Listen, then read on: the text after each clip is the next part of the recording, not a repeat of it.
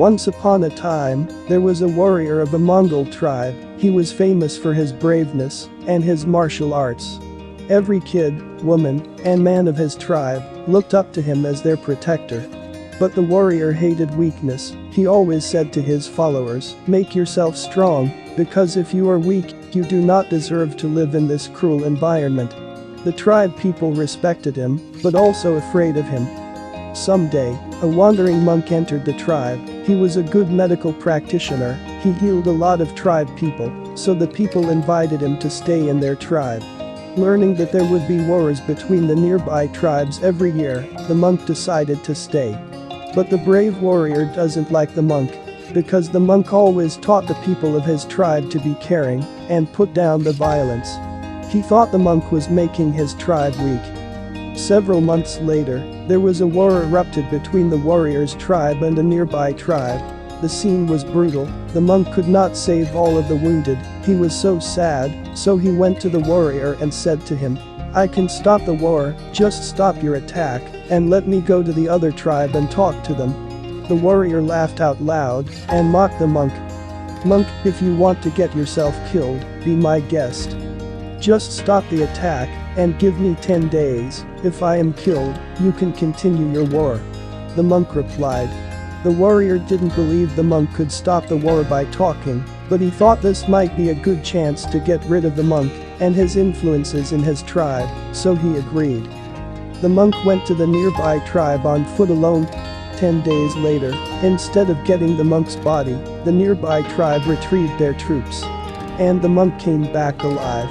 The warrior didn't believe his eyes, for he knew how cruel the nearby tribe soldier was. He thought this monk must have some witchcraft, so he asked him, "Monk, what witchcraft you use to defeat the enemy?" The monk laughed. He said, "I don't have any witchcraft, but I do know an ultimate secret from Buddha that can defeat any kind of enemies." The warrior widened his eyes and said to the monk, "If you teach me the secret, I can make you the holy monk of this tribe. I don't need any return. I can teach you the secret on one condition." The monk replied, "Name your condition."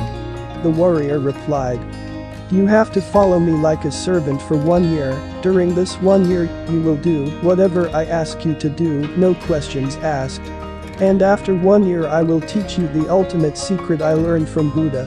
When you master the secret, I promise you, you can conquer any land you want and become the greatest king in the world." So wanting to be the greatest king of his time, the warrior agreed on the monk's condition.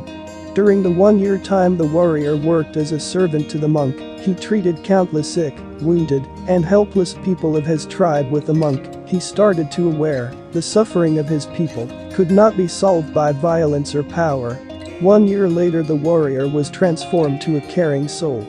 When the deal he had with the monk was finished, he told the monk, "Master, I don't want to know the method of conquering anymore. I want my people to rest well and develop their livelihood." The monk laughed and said, "I will still tell you the ultimate secret I learned from Buddha.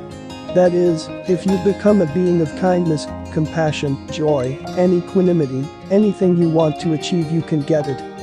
People might be ruled by power or cruelty, but you won't gain their true loyalty." When I was in the nearby tribe, I treated their sick and wounded people. I brought them Buddha's teaching, taught them the way to cultivate their lands, and finally, I showed them the power of peaceful minds. So they didn't want the war anymore. The warrior was enlightened by the monk's words. And he became the first Khagan in Mongol history. His name was Raorin. The lands he had ruled once extended to East Rome. Treat everybody with kindness, compassion, joy, and equanimity. That's the greatest secret Buddha passed to the world.